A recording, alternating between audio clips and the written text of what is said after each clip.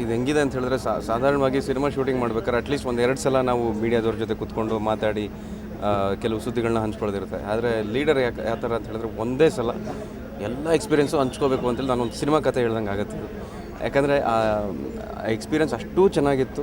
ಹೆಚ್ಚು ಕಮ್ಮಿ ಒಂದು 45ರಿಂದ 50 ದಿನಗಳ ಕಾಲ ನಾವು ಶಿವಣ್ಣಮಾಮ ಜೊತೆಯಲ್ಲಿ ಇದ್ಕೊಂಡು ಇವಾಗ ಅವ್ರನ್ನ ಪ್ರೀತಿಯಿಂದ ಶಿವಣ್ಣಮಾಮ ಅನ್ನೋದು ಒಂದು ಕಡೆ ಆದರೆ, ಇನ್ನೊಂದು ಕಡೆ ಸೆಟ್ಟಲ್ಲಿ ಅವ್ರು ಯಾವುದೇ ಕಾರಣಕ್ಕೂ ಅವರು ದೊಡ್ಡ ಸ್ಟಾರು ಅಥವಾ ಎಲ್ಲರನ್ನೂ ಒಂದು ಭಯದಲ್ಲಿಟ್ಟಿರ್ಬೇಕು ಅನ್ನೋದು ಇಲ್ಲವೇ ಇಲ್ಲ. ನಾನು ಇದು ಬಹುಶಃ ಒಂದು 15-20 ವರ್ಷದಿಂದ ನೋಡ್ಕೊಂಡ್ಬಂದಿರೋದನ್ನು ಕಾಣುತ್ತೆ. ಅದನ್ನು ಅವರಿಂದ ಕಲಿತಾ ಇದ್ದೀವಿ, ನಾನಾಗಲಿ ಗುರು ಆಗಲಿ.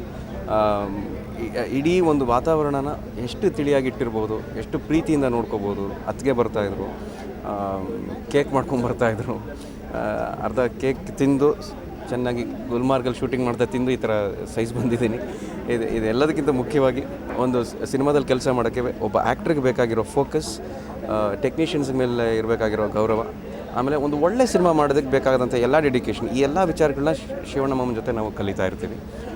ತರುಣ್ ಅವರು ಬಹಳ ಆಸೆಯಿಂದ, ಬಹಳ ಪ್ರೀತಿಯಿಂದ ಈ ಸಿನಿಮಾನ ಕನ್ನಡ ನಮ್ಮ ಆಡಿಯನ್ಸ್ಗೆ ಇದನ್ನು ಪ್ರೆಸೆಂಟ್ ಮಾಡ್ತಾಯಿದ್ದಾರೆ. ಸಹನಾ ಮೂರ್ತಿ ಅವರು ಕೂಡ ಭಾಳ ಚೆನ್ನಾಗಿ ಒಂದು ಅಚ್ಚುಕಟ್ಟಾದ ಕಥೆನ ಇದುವರೆಗೂ ಬಹುಶಃ ಜನ ಕೇಳಿಲ್ದಿರುವಂಥ ಕೆಲವು ಫ್ಯಾಕ್ಟ್ಸನ್ನು ಈ ಸಿನಿಮಾ ಮುಖಾಂತರ ಹೇಳುವಂಥ ಪ್ರಯತ್ನ ಮಾಡಿದ್ದಾರೆ.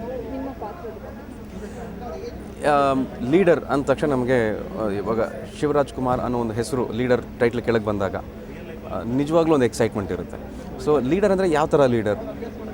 ತಾನು ಮಾತ್ರ ಮುಂದೆ ಹೋಗಿ ಎಲ್ಲರೂ ಹಿಂದೆ ಇಟ್ಕೊಂಡು ನಾನು ಅವರಿಂದ ಬಂದೆ ನಾನು ಲೀಡರ್ ಅಂತ ಅನ್ನೋ ಥರ ಲೀಡರ್ ಅಲ್ಲ. ಅವರು ಎಲ್ಲರ ಜೊತೆ ಹೋಗಿ ಕೆಲಸಗಳನ್ನು ಮಾಡುವಂಥ, ಸಮಾಜಕ್ಕೆ ಒಳ್ಳೆ ಕೆಲಸ ಮಾಡುವಂಥ ಲೀಡರ್. ಸೊ ಅಂಥ ಒಬ್ಬ ವ್ಯಕ್ತಿ ಜೊತೆ ಅವ್ರ ಜೊತೆಯಲ್ಲಿ ಅವ್ರ ಕಣ್ಣಲ್ಲಿ ತೋರಿಸಿದ ಕೆಲಸನ ನಾವು ಬಹಳ ಪ್ರೀತಿಯಿಂದ ಮಾಡುವಂಥ ಪಾತ್ರಗಳು ನಾನು ಮತ್ತು ಗುರು ಅವರು. ಇಡೀ ಸಿನಿಮಾ ಅವ್ರ ಜೊತೆಗಿದ್ದು ತುಂಬ ಸಟ್ಲಾಗಿ ಎಮೋಟ್ ಮಾಡುವಂಥ ಅವಕಾಶ ನಮಗೆ ಈ ಸಿನಿಮಾದಲ್ಲಿ ಕೊಟ್ಟಿದ್ದಾರೆ.